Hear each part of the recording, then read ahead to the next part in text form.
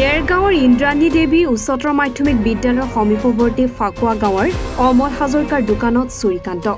অমল হাজৰিকাৰ দোকানৰ পৰা চোৰে দোকানৰ বস্তুৰ লগতে বাকচত থকা নগদ ধন লৈ উধাও হয়।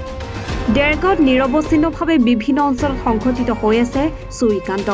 দেৰগাঁৱত সঘনে সংঘটিত হৈ থকা চুৰিৰ ঘটনাই দেৰগাঁৱৰ সচেতন মহলৰ মাজত তীব্ৰ প্ৰতিক্ৰিয়াৰ সৃষ্টি কৰিছে। 50-45 কথাই নাই, আমাৰ লগৰে আছিলে সি তেনেকৈ এটা পৰিয়াল পুহিছিলে। পৰিয়ালটো পুহি এটা কাৰবাৰটো ডাঙৰ কৰি গৈ আছিলে।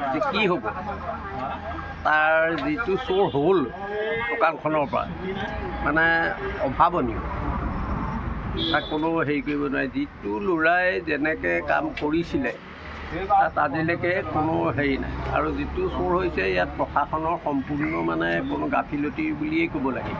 কেলৈ ক'ব লাগিব, কাৰণ প্ৰশাসনে ইয়াত ৰাতি কেতিয়াও 10-11 বজাৰ পিছত এইপিনে পেট্ৰলিং নাথাকে, আমি দেখা নাই। ধাৰাবাহিকভাৱে চলি আছে চোৰৰ কাম। ধাৰাবাহিকভাৱেতো বহুত চলি আছে। আৰু এই ৰাস্তাবিলাকৰ কিনাৰত আপুনি চাব পাৰে যে সদায় এটা গেং বহি আছে।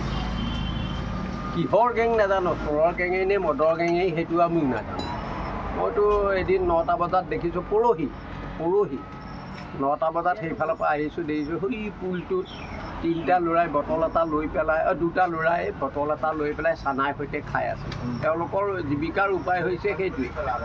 সিদিনা শুনিছোঁ, এটা কথা শুনিলোঁ যে এইপিনেদি গৈ হেৰিয়াৰ মুখত, এইখিনি মানুহ এঘৰৰ মুখত গৈ পেলাই দিন দুপৰতে এটা মোবাইল লৈ গৈছিলে এজনী ছোৱালীয়ে, মোবাইলটো থাপ মাৰি বাইকেৰে সৈতে লৈ পেলাই গুচি গ'ল। এইটো ৰাস্তাত দিন দুপৰৰ ঘটনা।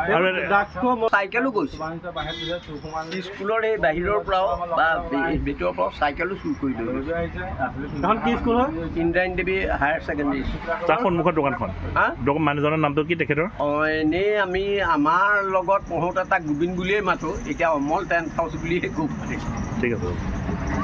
পুলিচ প্ৰশাসনে কিটো কৰিব? পুলিচ প্ৰশাসনৰ কিবা চাগে তাৰ লগত সেইবিলাকৰ লগত কিবা এটা হেৰি থাকিব পাৰে।